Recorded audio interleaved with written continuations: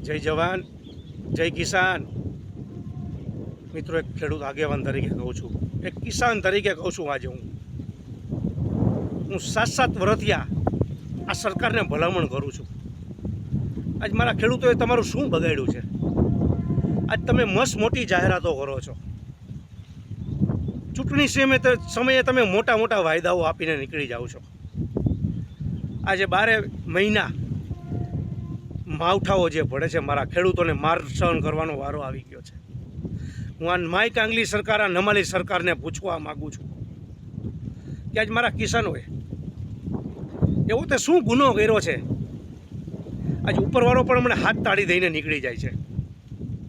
અતિવૃષ્ટિ, અતિ માવઠા, આવા ભર ઉનાળે એવા માવઠાઓ પડે છે. આજ મારા ભર ઉનાળે કિસાનોનો, મારા ખેડૂતનો જે મોંઘેરો મોલ, જે પાક, જે જળસી, આજની તારીખમાં ઉનાળુ તલ છે, મગ છે, બાજરો છે, કઠોળ છે, મગફળી છે, તો આજ મારા કિસાનોને રાતા પાણી રોવાનો વારો આવ્યો છે. આજ પાક તૈયાર ઉપર થઈ ગયેલો છે અને વરસાદના માવઠાઓની કોઈ સીમા નથી. આગાહીકારો હજી આગાહીઓ આપ્યા છે. હું માય કાંગલી સરકારને પૂછવા માગું છું કે નેતાઓ મસ્ત, પ્રજા ત્રસ્ત. અરે ધિક્કાર છે તમારી આવી સરકારને. હું એ કહેવા માગું છું, આજ મારા ખેડૂતે શું બગાડ્યું છે? આજે તમે 26 ને બદલે 33 યોજનાઓ બહાર પાડી છે 10 વર્ષની અંદર ગુજરાતમાં. મારા ખેડૂતે શું ગુનો કર્યો છે એ કહેવા માગું છું આ સરકારને. આ તમે મસ્ત મોટી જાહેરાતો કરો છો. એસી ઓફિસો, ચેમ્બરોમાં બેસીને અમે ખેડૂતોની આવક ડબલ કરશું. 2022થી આજ મારો કિસાન ઇંતજાર કરે છે. 24ની સાલ હમણાં પણ નીકળી જશે. અરે ધિક્કાર છે તમારી આવી સરકારને. કેવી કેવી યોજનાઓ બહાર પાડો છો, કેવી કેવી તમે યોજનાઓ બહાર પાડીને ખેડૂતને લોલીપોપો આપો છો, રેવડીઓ આપો છો. તમે માત્ર ને માત્ર કાગળ ઉપર જ તમારી બધી યોજનાઓ રાખો છો. એ કહેવા માગું છું આ સરકારને. મારી નમ્ર અપીલ છે કિસાન ભાઈઓ કે આ સરકારના મંત્રીઓ, એમએલઓ, ગુજરાતના સીએમ કેમ નથી? હું એ કહેવા માગું છું એક આ માય કાંગલી સરકારને કે આજની તારીખમાં જે આ લોકો મસ્ત મોટી જાહેરાતો કરે છે, એક પણ ખેડૂતને એ યોજનાનો લાભ મળતો નથી. આજે નુકસાની થાય તો સર્વે કરવાની વાત આવે તો એક પણ અધિકારી સર્વે કરવા આવતો નથી. માત્ર ને માત્ર કાગળ ઉપર જ રાખ્યા છે. કિસાન ભાઈઓ, મારા ખેડૂત મિત્રો, હવે ચેતી જાઓ. હવે જાગવાનો સમય આવી ગયો છે. આપણા દેશના, આજ હું આઝાદ થયો અહીંયાથી આ વાત કરું છું, અનેક વડાપ્રધાનો થઈ ગયા છે, પણ આ દેશની અંદર કરજ મોટામાં મોટું લેનાર હોય તો અત્યારે આ ચાલુ પીએમ છે અને સીએમ છે. હું એ કહેવા માગું છું ખેડૂત તરીકે, એક કિસાન તરીકે મારી નમ્ર અપીલ છે આ સરકારને. તમારા નેતા મસ્ત, આ પ્રજા ત્રસ્ત, મારા કિસાન ત્રસ્ત, ગરીબ ત્રસ્ત, મધ્યમ વર્ગ ત્રસ્ત. અરે આ માય કાંગલી સરકારને હું પૂછવા માગું છું, આજ તમે બિયારણ જોવો, તમે જંતુનાશક દવાઈઓ જોવો, તમે ખેડૂતોના ઓજારો જોવો, આજ તમે ખેડૂતના યંત્રો, તમે કેની માથે જીએસટી નથી લગાડ્યું? એ પૂછવા માગું છું આ સરકારને. આજ તમે વીમા કંપનીઓ આરે કૌભાંડો કરીને આજે તમે પ્રીમિયમ લેતા નથી. તો આજે મારા ખેડૂતે શું ગુનો કર્યો છે કે આજે તમે પ્રીમિયમ પણ લેતા નથી?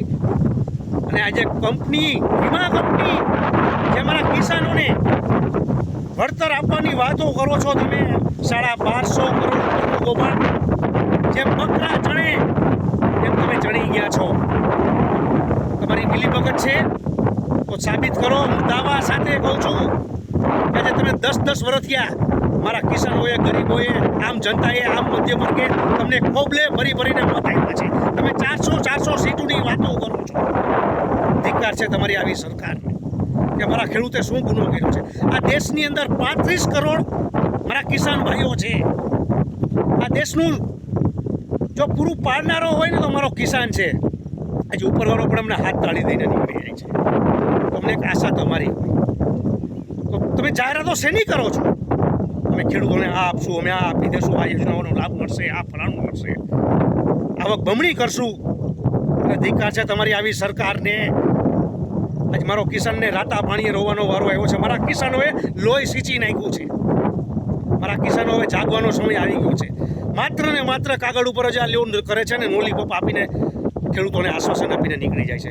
આજે તમારે રેલીઓ કાઢવી છે તો તમને મંજૂરી છે, તમારે ડૂમ બનાવવા છે તો તમને મંજૂરી છે, તમારે ફટાકડા ફોડવા છે તો તમને મંજૂરી છે, ક્રિકેટના મેદાનોમાં સ્વાગત કરવા છે, ઓપનિંગો કરવા છે તો તમને મંજૂરી છે. આજ મારો કિસાન રાતા પાણીએ રોવે છે. તમે એકવાર આવીશ 42 ડિગ્રીમાં કામ તો કરી જોવે. આ મજૂરને ખબર છે કેમ કામ થાય છે. આજ તમે જુઓ, હું એ કહેવા માગું છું મારા કિસાનોને, આ સરકારને હું એ પૂછવા માગું છું, માય કાંગલી સરકારને, કે આજ મારા કિસાનોએ શું તમારો ગુનો કર્યો છે. હજી તમે ઉદ્યોગોને 24 કલાક તમે પાવરની વાતો કરો છો ને આપી દો છો. મારા કિસાનોને 8 કલાકને પણ પાવરના ધાંધિયા છે. આજ મારો કિસાન જાય તો ક્યાં જાય? શું તમને મારા કિસાનોએ શું બગાડ્યું છે? હજી તો તમે મારે કિસાનોએ રેલીઓ કાઢવી છે તો 144ની કલમ લાગુ, મારા કિસાનોને આવેદનપત્ર દેવા છે તો 144ની કલમ લાગુ. તમને કંઈ લાગુ પડતું નથી. આ ક્યાંનો નહીં છે? અરે ધિક્કાર છે તમારી આવી સરકારને. હું એ પૂછવા માગું છું આ સરકારને, આ માય કાંગલી સરકારને હું એ પૂછવા માગું છું, મારા કિસાનોએ તમારું શું બગાડ્યું છે? નેતાઓ મસ્ત છે, પ્રજા ત્રસ્ત છે. 4 તારીખનું તમે ખાલી આશ્વાસન આપી ગયા છો, ચૂંટણી તાણે મત માગો છો, મોટી મોટી વાતો કરો છો, બાકી 5 વર્ષ સુધી તમે ફરકતા પણ નથી, દેખાતા પણ નથી. મારો કિસાન જાય તો ક્યાં જાય? આજે અધિકારીઓ પણ અમને એમ કહે છે ફલાણી સ્કીમ છે, આ થશે તો આપશું. આજ મારો કિસાનો લાઇનમાં ઊભો રહી રહીને એના ડોક્યુમેન્ટો તમારા પૂરા પાડી રહ્યા છે. આજ મારા કિસાનોને ખેતી કરવા જેવો રહેવા નથી દીધો આ સરકારે. બાકી કોઈ તમારી ઘીરે, આ નેતાઓની ઘીરે, મંત્રીઓની ઘીરે, સીએમની ઘીરે કોઈ અનાજ આ કંઈ વિદેશથી નથી આવતું. એ તો મારા કિસાનના ખેતરમાંથી જ આવે છે. અને આ દેશની અંદર ખેતરથી મોટો કોઈ શોરૂમ નથી અને અનાજથી કોઈ મોટી પ્રોડક્ટ નથી. આટલું સાંભળી લ્યા સરકાર. એટલે એક દિવસ આજે અમારો કિસાન છે ને ધાન પૂરું પાડતો બંધ થઈ ગયો અને ખેતી કરતો બંધ થઈ ગયો ને, તો આજે તમારી ઘીરે પણ ખાવાના અનાજના ફાફા થઈ જશે. એટલું સાંભળી લ્યા સરકાર, એના મંત્રીઓ, એના એમએલઓ. હું એ કહેવા માગું છું એક કિસાનને, ખેડૂત તરીકે, જય જવાન, જય કિસાન, જય જગ.